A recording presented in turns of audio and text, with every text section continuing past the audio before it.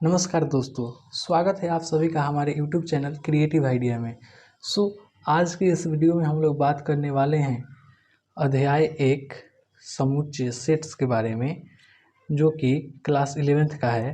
और प्रश्नावली 1.1 को आज हम लोग आसानी तरीक़ा से हल करने वाले हैं। तो प्रश्नावली 1.1 को हल करने के लिए उससे पहले प्रश्नावली 1.1 को हल करने हेतु जितनी बातों को हम लोग को समझना है उन सभी बातों को एक एक करके समझ लेते हैं।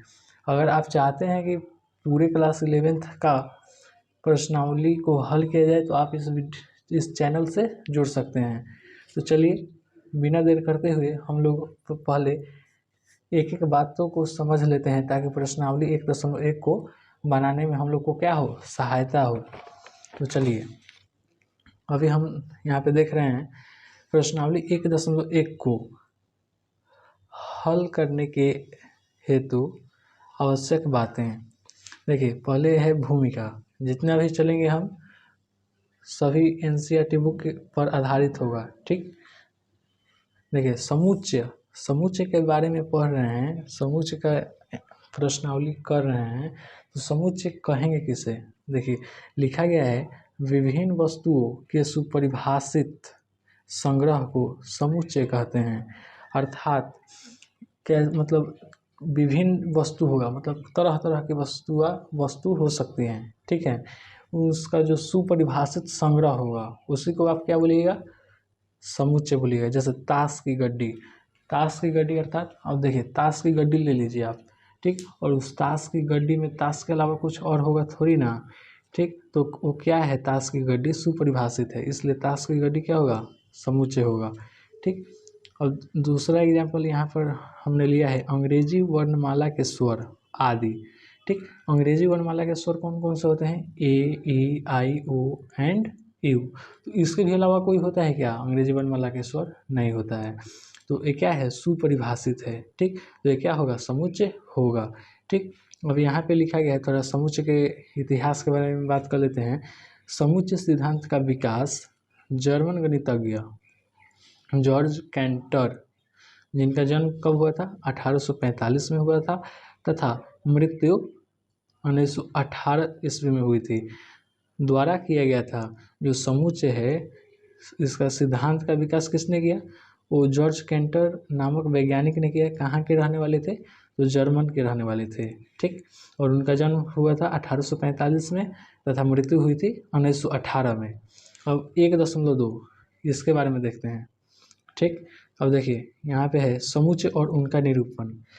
समुच्चय और उसको निरूपित कैसे किया जाता है। समुच्चय यहाँ तो हम लोग पढ़ लिए समुच्चय, लेकिन अब इसको निरूपित कैसे किया जाएगा वही यहाँ पर दिया गया है। तो देखिए सेट्स एंड देयर रिप्रेजेंटेशन, ठीक।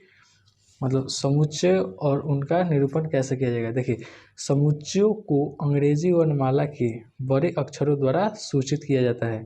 जो भी समुच्चय हैं, ठीक है, उसको अंग्रेजी वर्णमाला के जो बड़े अक्षर होंगे, बड़े अक्षर मतलब कैपिटल लेटर, ठीक, उसी के द्वारा आप क्या करिएगा, उसे निरूपित कीजिएगा। इसके अवयव को प्रायः छोटे अक्षरों द्वारा सूचित किया जाता है। अवयव किसे कहते हैं, जो जैसे ये हो गया 1 2 3 4 5, ये क्या हो गए, अवयव हो गए। जो भी ब्रैकेट के अंदर रहता है उसे ही अवयव बोला जाता है। जैसे अब देखिए ये समुच्चय है, अब इस समुच्चय को हम कैपिटल लेटर से यहाँ पे निरूपित किए हैं कि नहीं। और इसमें बोला जा रहा था कि अंग्रेजी वर्णमाला के बड़े अक्षरों द्वारा सूचित किया जाता है समुच्चयों को। तो ये जो समुच्चय है अंग्रेजी वर्णमाला के बड़े अक्षरों द्वारा सूचित हम कर दिए, ठीक। अब देखिए दूसरा एग्जाम्पल, जैसे B एक बराबर लिखे हैं कर्ली ब्रैकेट में, इसे मझला कोष्ठ भी बोलते हैं, AEIOU, इसे भी कैपिटल लेटर से सूचित किया गया है। और ये क्या है, अंग्रेजी वर्णमाला के क्या है, स्वर है।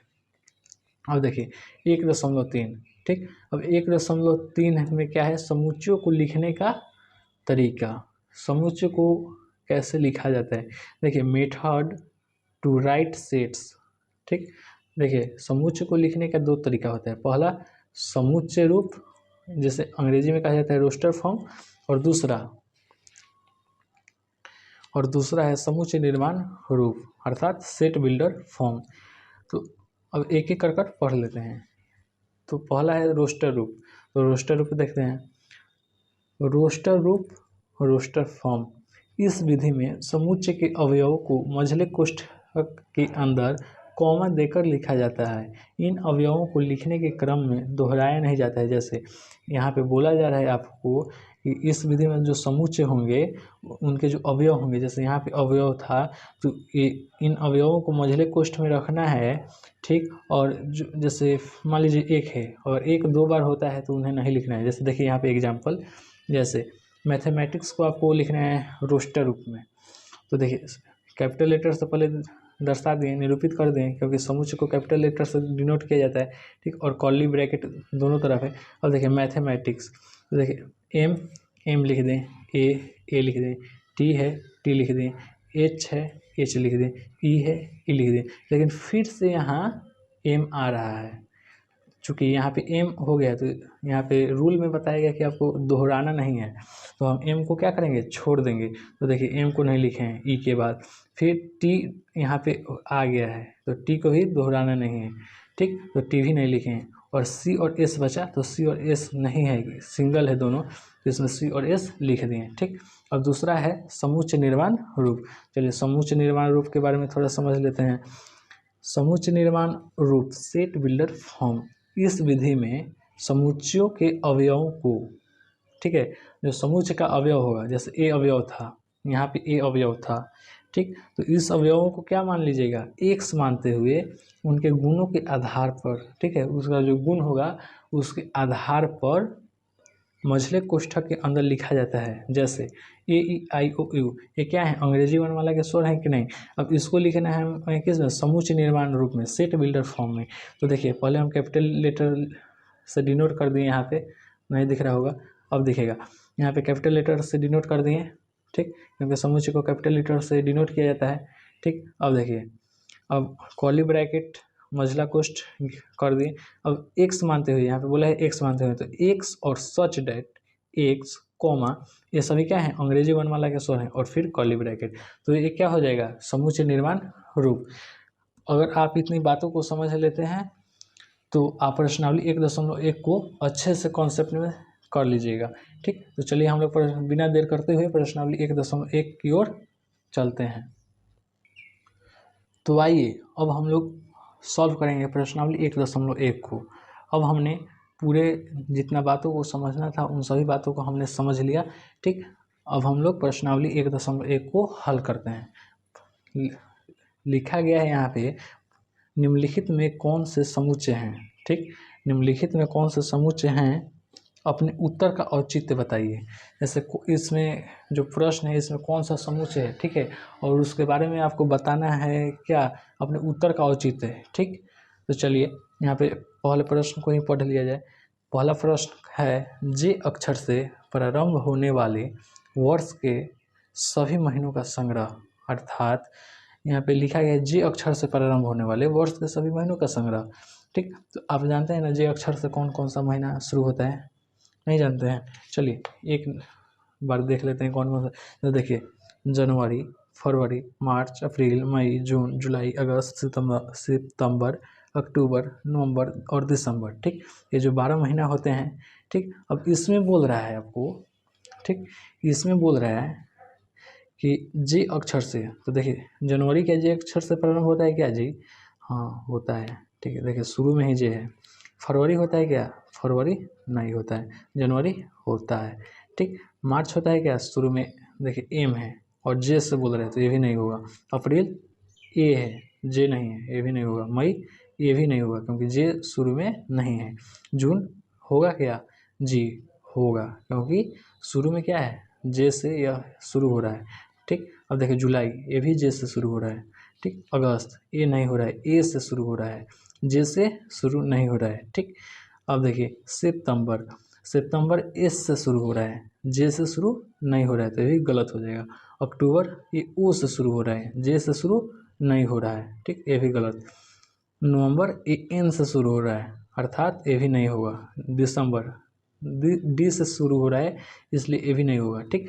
तो कौन कौन सा हुआ जो जे अक्षर से प्रारंभ हो महीनों का नाम, तो देखिए एक जनवरी हुआ, ठीक, एक जून हुआ और एक क्या हुआ जुलाई, अर्थात हमारे पास क्या होंगे 3 ही 12 महीने में से 3 ही ऐसे महीनों का नाम है, ठीक, जिनका जो प्रारंभ वाला अक्षर है वो जे से शुरू होता है, ठीक।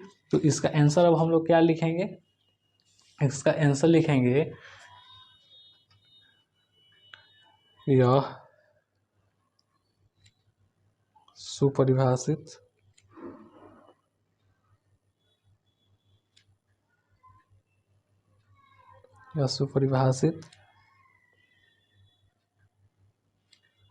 वस्तुओं का संग्रह है, ठीक। अर्थात ये जो जे अक्षर से प्रारंभ हो रहा है यह सुपरिभाषित वस्तुओं का संग्रह है कि नहीं, ठीक। अब लिखेंगे यहाँ पे क्योंकि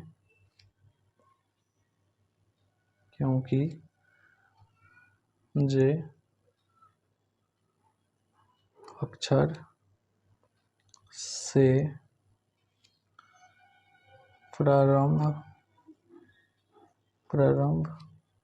ठीक, प्रारंभ होने वाले ठीक, अर्थात जे अक्षर से प्रारंभ होने वाले महीनों का नाम कौन कौन सा था जी, होने वाले महीनों का नाम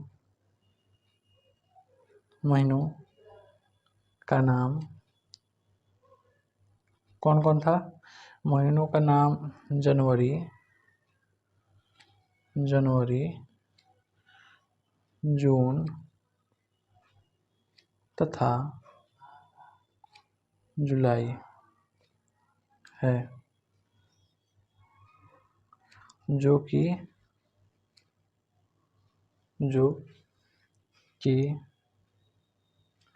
स्पष्ट है, ठीक। अतः यह समुच्चय है, ठीक। आशा करता हूँ कि प्रश्न क्रमांक 1 में आपको कोई दिक्कत नहीं होगी। अब हम लोग प्रश्न क्रमांक 2 को हल करेंगे, ठीक। चलिए अब प्रश्न क्रमांक 2 को हल किया जाए। बोल रहा है भारत के 10 सबसे अधिक प्रतिभाशाली लेखकों का संग्रह, ठीक। इसमें प्रतिभाशाली लेखकों का संग्रह कह रहा है, ठीक। तो आप जानते हैं इसमें कौन से विषय में, ठीक है, प्रतिभाशाली लेखक पारंगत है, इसमें स्पष्ट नहीं किया गया है। जैसे देखिए कोई हिंदी में होगा, ठीक, जैसे मुंशी प्रेमचंद, कोई इंग्लिश में होगा मैक्स मुलर, ठीक। तो कौन से विषय में है ये क्या है, सुपरिभाषित नहीं है। इसलिए जब सुपरिभाषित नहीं होगा तो मैंने बताया था कि वो क्या होगा, समुच्चय नहीं होगा। इसलिए इसका आंसर क्या होगा, इसका आंसर होगा यह सुपरिभाषित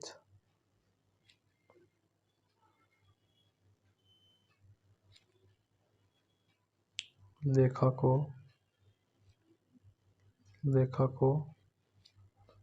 का संग्रह नहीं है, क्योंकि कौन से लेखक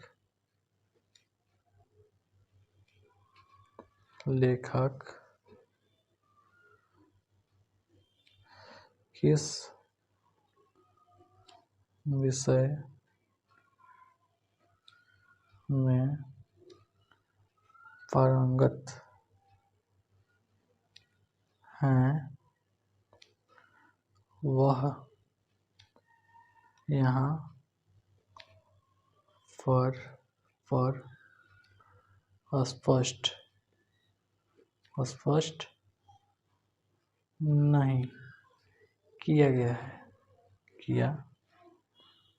गया है, ठीक। तो जब स्पष्ट नहीं किया गया है तो क्या हो जाएगा, अतः यह समुच्चय होगा कि नहीं, नहीं होगा, अतः यह समुच्चय नहीं होगा। ठीक, यह समुच्चय नहीं होगा क्योंकि इसमें प्रतिभाशाली लेखक को स्पष्ट ही नहीं किया गया है कि वह किस विषय में पारंगत हैं। ठीक, आशा करता हूँ कि प्रश्न क्रमांक 2 भी प्रश्न क्रमांक 1 की तरह आपको अच्छे से समझ में आ गया होगा। अब हम लोग प्रश्न क्रमांक 3 को हल करेंगे। चलिए अब प्रश्न क्रमांक 3 को हम लोग हल करते हैं। प्रश्न क्रमांक 3 को हल करने से पहले प्रश्न को ही पढ़ लिया जाए। कह रहा है विश्व के सर्वश्रेष्ठ 11 बल्लेबाजों का संग्रह। ठीक, अब आप ही बताइए, जैसे हम बोलेंगे कि मेरे मत के अनुसार जैसे हो गया रोहित शर्मा, विराट कोहली, वीरेंद्र सहवाग, गौतम गंभीर। अब कोई आप बोलिएगा नहीं हार्दिक पांड्या, महेंद्र सिंह धोनी। ठीक, तो सभी का मत क्या होगा, अलग अलग होगा। कोई कहेगा क्रिस गेल, कोई कहेगा एबी डिविलियर्स। मतलब सभी की नज़र में क्या अपना अपना सर्वश्रेष्ठ खिलाड़ी नज़र आएगा। ठीक, सबका मत क्या हो जाएगा, अलग अलग हो जाएगा। तो इसके अनुसार क्या हो जाएगा, यह क्या है, सुपरिभाषित नहीं है। तो इसका आंसर क्या लिखेंगे, यह सुपरिभाषित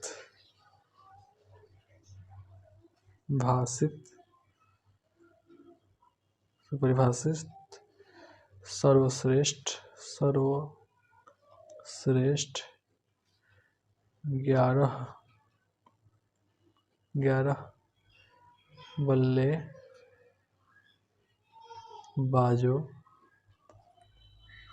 का। ठीक, यह सुपरिभाषित सर्वश्रेष्ठ 11 बल्लेबाजों का संग्रह। ठीक है, संग्रह नहीं है तथा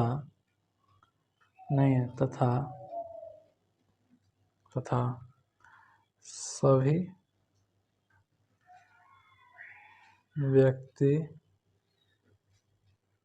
के मत के अनुसार। ठीक, मत के अनुसार सर्वश्रेष्ठ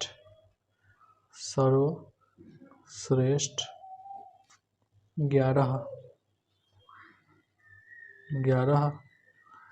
बल्लेबाज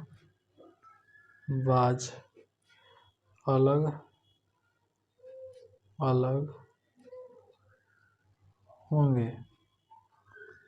अलग होंगे।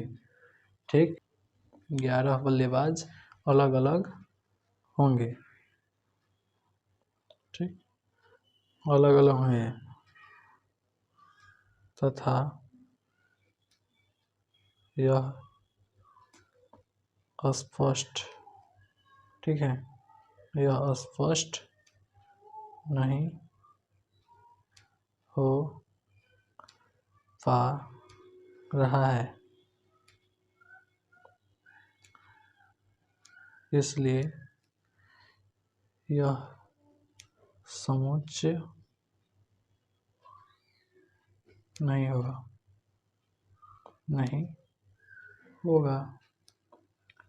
ठीक, आशा करता हूँ प्रश्न क्रमांक 1 और 2 की तरह प्रश्न क्रमांक 3 भी आपको अच्छी तरीके से समझ में आया होगा। ठीक, अब हम लोग प्रश्न क्रमांक 4 की तरफ बढ़ते हैं। तो आइए अब हम लोग प्रश्न क्रमांक 4 को हल करते हैं। प्रश्न क्रमांक 4 है आपकी कक्षा के सभी बालकों का संग्रह।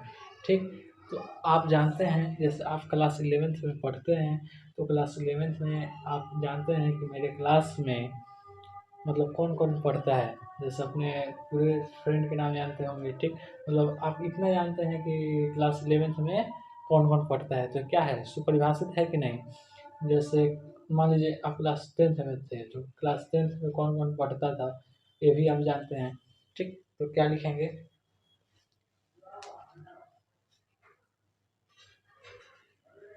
यह सुपरिभाषित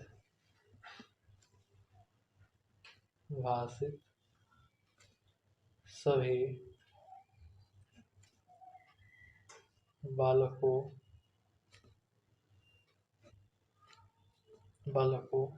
का ब्रैकेट में लिख लीजिए अपने कक्षा में, ठीक है। यह सुपरिभाषित सभी बालकों का संग्रह, ठीक है। यह सुपरिभाषित सभी बालकों का संग्रह है तथा यह इस कथन को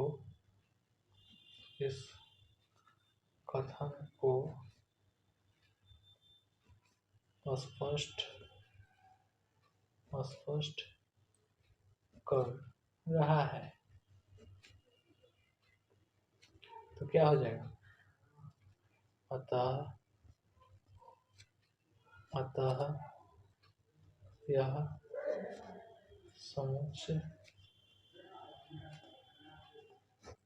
होगा, ठीक। तो आपने प्रश्न क्रमांक 4 को भी अच्छे तरीके से समझ लिया। अब हम लोग प्रश्न क्रमांक 5 की तरफ बढ़ते हैं। तो आइए अब हम लोग प्रश्न क्रमांक 5 को हल करते हैं। प्रश्न क्रमांक 5 कह रहा है 100 से कम सभी प्राकृतिक संख्याओं का संग्रह। अर्थात प्राकृतिक संख्या को क्या कहते हैं? Natural number. अर्थात आप जानते हैं नेचुरल नंबर किसे कहते हैं? जैसे गिनती की संख्या को क्या बोल देंगे? प्राकृतिक संख्या। अर्थात गिनती की कौन कौन सी संख्या होगी? 1 2 3 4 5। अब हम आपसे बोलें कि 5 से कम सभी प्राकृतिक संख्याओं का संग्रह, 5 से कम। तो 5 से कम कौन कौन हो जाएगा? 5 से कम जैसे देखिए 5 से कम 1 2 3 4। तो ये जो 1 2 3 4 जो है वो क्या है? सुपरिभाषित है कि नहीं? सुपरिभाषित है। उसी तरह यहाँ पे बोला गया 100 से कम सभी प्राकृतिक संख्याओं का संग्रह। तो 100 से कम सबसे छोटी प्राकृतिक संख्या कौन सी होती है? 1 होती है, ठीक। और सबसे बड़ी प्राकृतिक संख्या इनफाइनाइट। तो 100 से कम बोला है अर्थात 99, ठीक। तो ये क्या है? ये सुपरिभाषित है। तो इसलिए हम लोग लिखेंगे यह सुपरिभाषित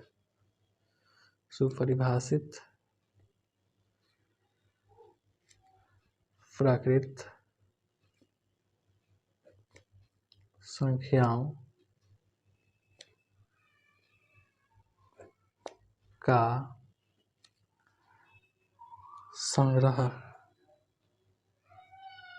संग्रह है, क्योंकि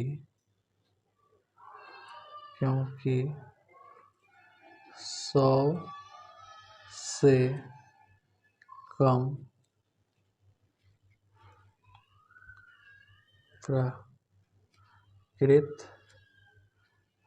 प्राकृत संख्या, ब्रैकेट में लिख लीजिएगा 1 2 3 फिर डैश डैश है। अतः यह इस कथन को स्पष्ट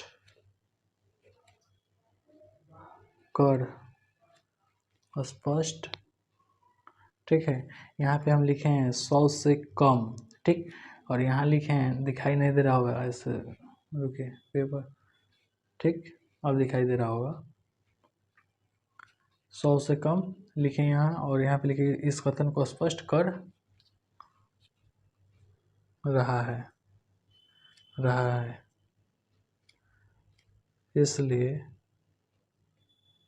इसलिए क्या हो जाएगा? इसलिए यह समुच्चय होगा। इसलिए क्या होगा? समुच्चय होगा। अब प्रश्न क्रमांक 5 को भी आपने अच्छे तरीके से हल कर लिया। अब हम लोग प्रश्न क्रमांक 6 की तरफ चलते हैं। तो आइए अब हम लोग प्रश्न क्रमांक 6 को हल करते हैं। प्रश्न क्रमांक 6 को हल करने से पहले प्रश्न को ही पढ़ लिया जाए।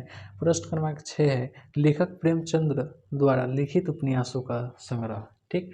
इसमें बोला जा रहा है कि जो लेखक है प्रेमचंद, ठीक है, उनके द्वारा जो लिखा गया है उपन्यास उसका संग्रह।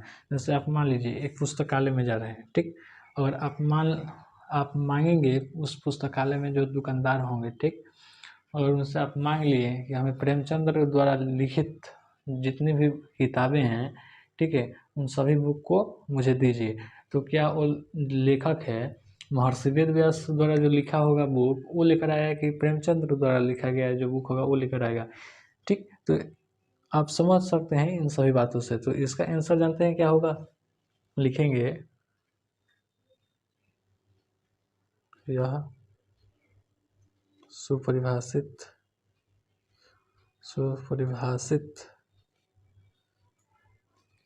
कथन है क्योंकि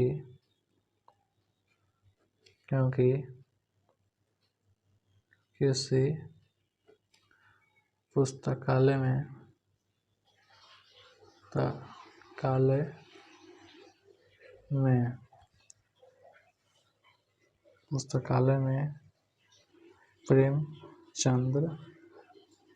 प्रेमचंद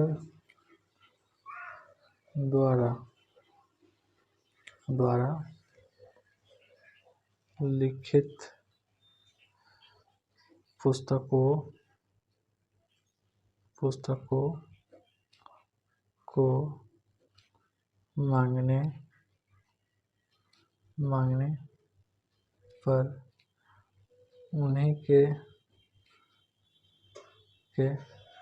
द्वारा लिखा गया पुस्तक मिलेगा।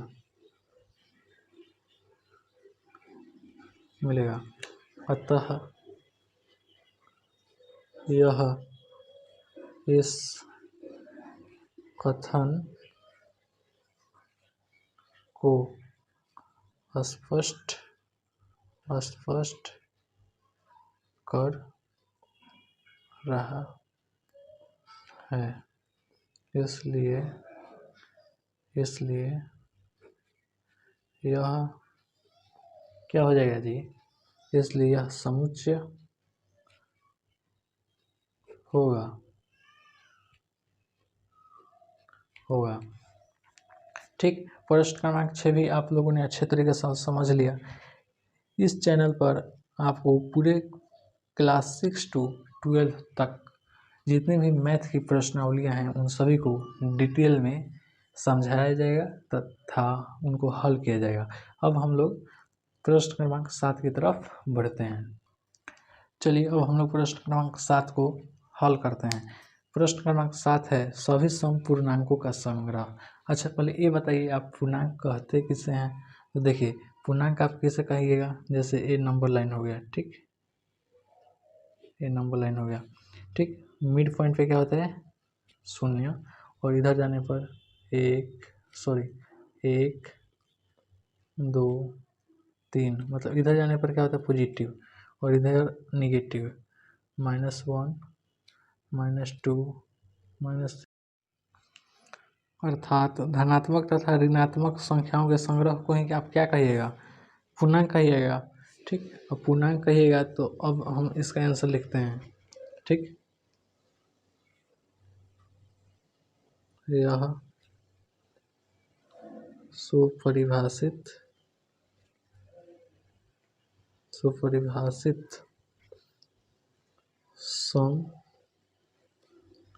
संपूर्णांकों का संग्रह है क्योंकि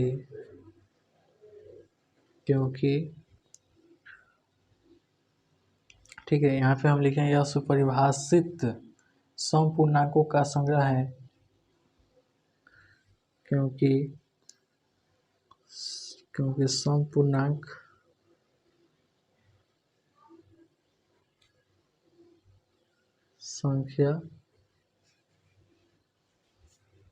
संपूर्णांक संख्या रेखा पर क्या है? रेखा पर स्पष्ट है। अतः यह समुच्चय होगा। ठीक, प्रश्न क्रमांक 7 भी आपने कर लिया। अब हम लोग क्या प्रश्न क्रमांक 8 की तरफ बढ़ते हैं। ठीक, प्रश्न क्रमांक 8 देखते हैं। प्रश्न क्रमांक 8 है, इस अध्याय में आने वाले प्रश्नों के संग्रह। जैसे अभी हम लोग प्रश्नावली 1.1 को हल करें तो आप जानते हैं ना प्रश्नावली 1.1 में कौन कौन से प्रश्न आए हैं। उसी तरह इस जो अध्याय है समुच्चय, उसमें कौन कौन सा प्रश्न आएगा ये आपको मालूम है। तो यहाँ पे इसका आंसर क्या होगा, यह सुपरिभाषित कथन है चूँकि हम जानते हैं कि इस अध्याय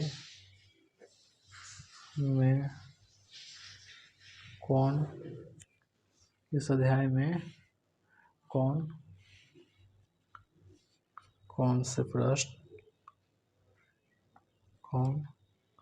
कौन से प्रश्न आए हैं, इसलिए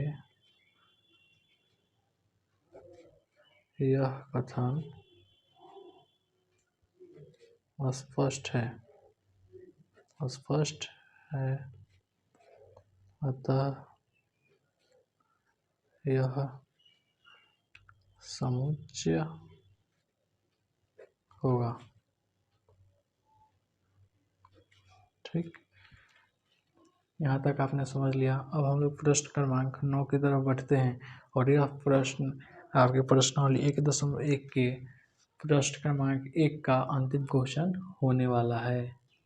चलिए अब हम लोग अंतिम प्रश्न क्रमांक 9 को हल करते हैं। प्रश्न क्रमांक 9 है, विश्व के सबसे अधिक खतरनाक जानवरों का संग्रह। ठीक, यहाँ पे यह स्पष्ट नहीं किया गया है कि जो खतरनाक जानवर है वो किस क्षेत्र में खतरनाक है। जैसे मान लीजिए सांप है, वो रेंगने वाले क्षेत्र में खतरनाक है। ठीक, अब टाइगर है, बाघ है, वो क्या है, वो अपने क्षेत्र में, मतलब प्रत्येक जानवर जो है ना खतरनाक जानवर वो अपने क्षेत्र में है खतरनाक। जैसे दरियाई घोड़ा हो गया और समुद्र में खतरनाक है। तो यहाँ पे इसका आंसर होगा यह सुपरिभाषित कथन नहीं है, क्योंकि यहाँ कौन से जानवर किस क्षेत्र में, कौन से जानवर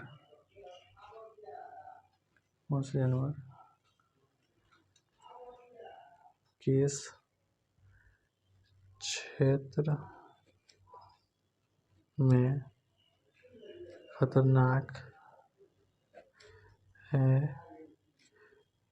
यहाँ स्पष्ट नहीं किया गया है।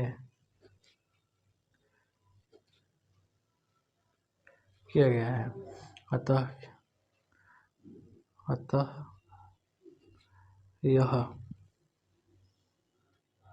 समुच्चय नहीं